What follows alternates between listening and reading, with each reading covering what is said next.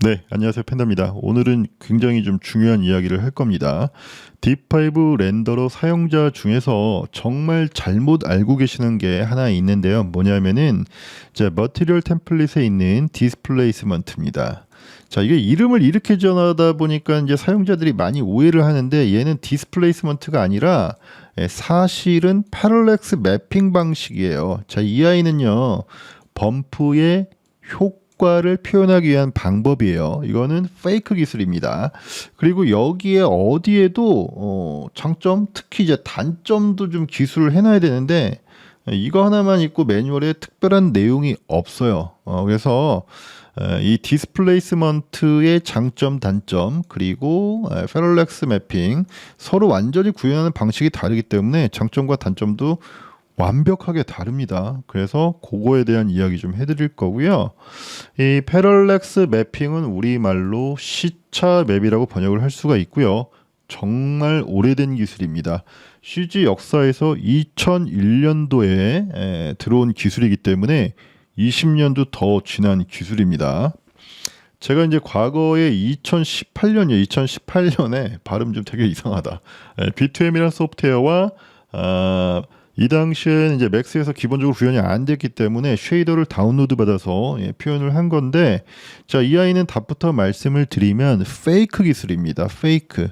진짜 디스플레이스먼트가 아니에요. 그래서 이걸 보여드렸었고, 굉장히 오래된 기술인데 왜 요즘에 좀 이렇게 화두가 되냐면은 이제 이게 장점은 이제 메모리를 덜 써요. 페이크기 때문에 메모리를 덜 쓰는 대신에 이제 비디오 카드가 좀 연산을 좀 더 많이 해야 되는 상황이었어요. 근데 이제 2018년도까지만 해도 비디오 카드가 좀 성능이 떨어져 가지고 굉장히 좀 많이 부하가 걸렸으나 거의 좀 6년 지나면서 그래픽 카드 엄청나게 발전했기 때문에 요즘에는 상당히 많이 쓸만하다라고 얘기를 드릴 수 있겠습니다. 패럴렉스 매핑, 시차 매핑은 또 어디서 많이 들어보셨을 거예요. 자, 이런 거예요. 이런 거에도 또 이 기술이 쓰고 있죠.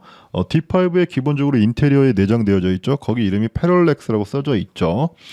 아마도 그래서 자, 이 아이도 패럴렉스라고 안 쓰고 그냥 디스플레이스먼트라고 오해할까 봐 이렇게 쓴 것 같아요.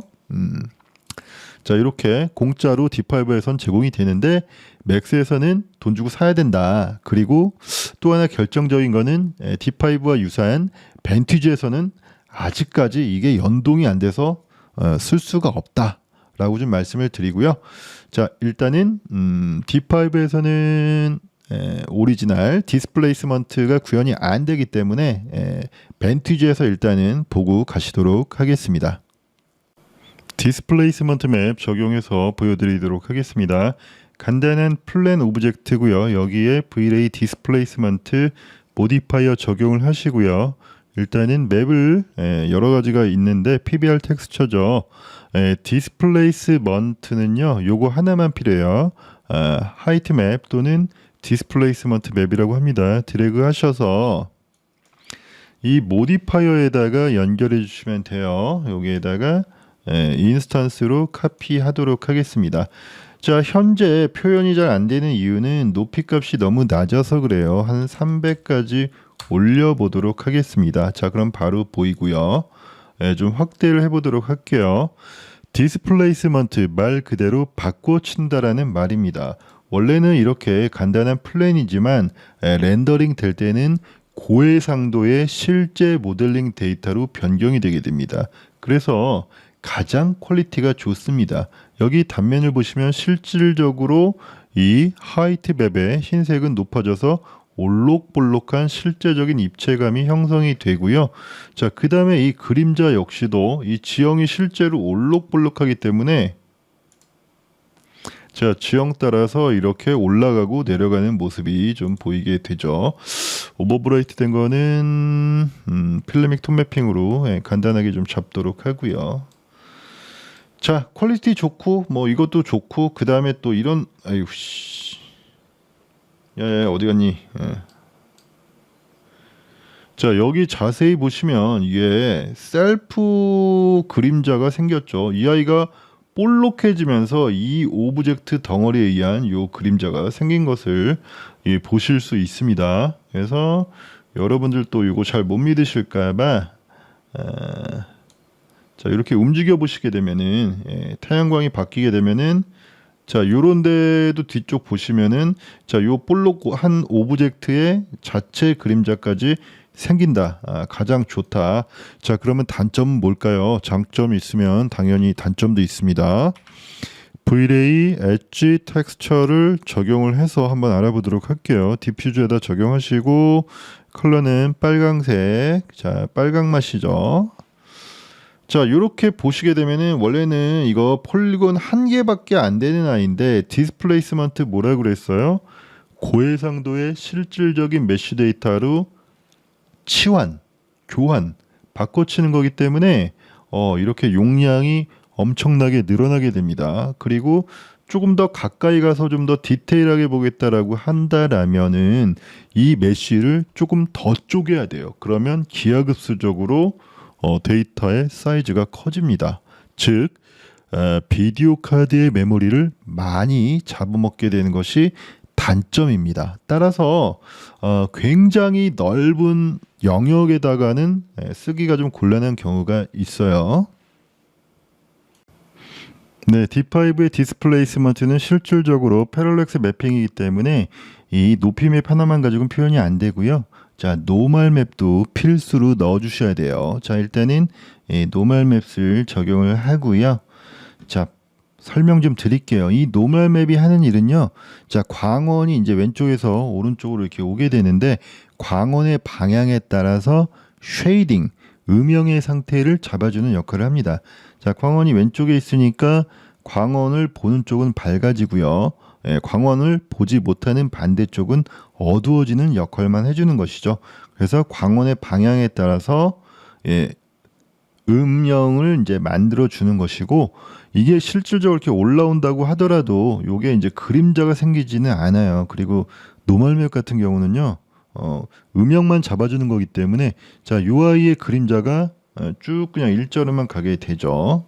자, 이 상태에서 높이 맵스를 한번 적용해 보도록 할게요. 어떤 변화가 있는지 한번 보도록 하겠습니다. 자, 높이에다가 맵을 적용해 보도록 할게요. 조금 더 사실적으로 변했습니다. 0으로 바꿔 볼게요.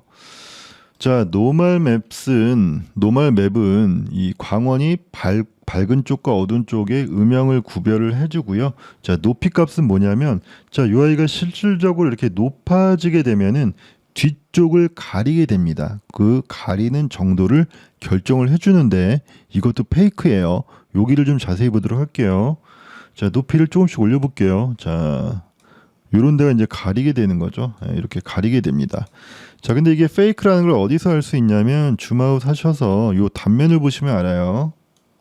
자, 단면은 그대로 있고요. 그냥 이렇게 페이크해서 뒷면을 가려서 보이게 해주는 것 뿐이에요. 자, 그리고 요런 데 보시면 또 아실 거예요. 자, 이렇게 올라가면서 그냥 사라져요. 그냥 단면이에요. 평면일 뿐이다라는 거. 자, 그리고 아무리 높이 맵을 정해도 요 뒷면을 가려주는 역할만 하는 거기 때문에 이 그림자 있잖아요. 그림자가 변화되지는 않습니다. 이렇게 올록볼록하지 않아요. 이렇게 움직여 보면은 더 명확하게 알 수가 있죠. 그냥 일자로 가고 있다. 자, 그리고 이 아이도 페이크이기 때문에 이 정도 올라왔으면 이 바위에 의해서 여기에 그림자가 생겨야 되는데 전혀 그림자 생기지 않는다. 디스플레이스먼트에 비해서 섀도우가 좋지가 않습니다. 자, 또 하나. 자, 이 아이는 페이크이기 때문에 자, 눈높이가 이렇게 낮아지게 되면은 굉장히 이상하게 보이죠. 실질적으로 높이가 아니기 때문에 그래요. 높이에 의해서 이걸 가려줘야 되는데 잘 안 되고 또 하나 문제가 하나 있는데요. 이거는 이제 패러렐 맵의 전체적인 문제라기보다는 D5만의 또 문제가 하나 있는데 여기 자세히 보시면은 요게 이렇게 등고선 같은 게 보이잖아요. 요게 계산을 하는 단계가 좀 모자라서 그래요. 이걸 샘플링 숫자를 더 올려줘야 되는데 그 옵션이 없습니다. 3D Max의 이 쉐이더에 보시면 요 샘플링 할 수 있는 단계가 있어요. 그래서 옵셔널도 올리시게 되면 이런 현상들이 사라지게 되는데 그게 없다. 자, 그러면은 D5에서는 이걸 어떻게 좀 해결을 해야 되느냐. 이 높이 값을 너무 올리지 마세요. 너무 올리지 않으면은 예, 어느 정도는 좀 완화가 됩니다. 예. 자, 그래서 높이 값은 과하게 쓰지 말자. 그리고 그렇다고 하더라도 이렇게 너무 시선 방향으로 내려가게 되면 문제는 생긴다. 그래서 어느 정도는 이렇게 위쪽에서 보는 것이 좋다라고 말씀을 좀 드릴 수 있고요. 자, 그 다음에 또 하나 이게 주의할 점이 정말 많습니다. 이 데이터 용량이 커지지는 않는 대신에 주의할 점 정말 많은 게 지금 우리가 이 플랜 평면에다가 써서 그나마 문제가 없는데요. 실린더에다 한번 적용을 해보도록 할게요. 자, 실린더고요.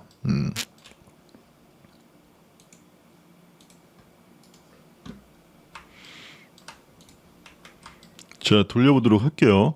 자, 측면은 공면이잖아요. 자, 공면의 경우에는 이렇게 빛을 받다가 안 받는 면으로 이렇게 넘어가면서 요 쉐이딩이 이렇게 뚝 이상하게 끊기는 반전이라고 해야 될까? 뭐 하여튼 이런 좀 문제가 있어요. 요거 참 아쉽다. 패러렐 매핑의 한계다. 자, 그리고 이거는 뭐 실질적으로 이게 올라온 게 아니니까 요 단면이 역시 그냥 그대로 단면이 아니라 이 땅바닥과 마주치는 면이 그대로 유지가 된다. 이렇게 옮겨봐도 좀 더 이런 데가 어색해지죠. 뭐 이런 문제는 어쩔 수 없습니다. 그래서 공면에는 좀 쓰지 말자. 평면에만 쓰자. 뭐 이 정도 말씀을 드리고 이것도 얘기를 드려야 되나? 일단은 이제 어셋에 한번 들어가 볼게요. 머티리얼. 이것도 좀 아쉬운 면인데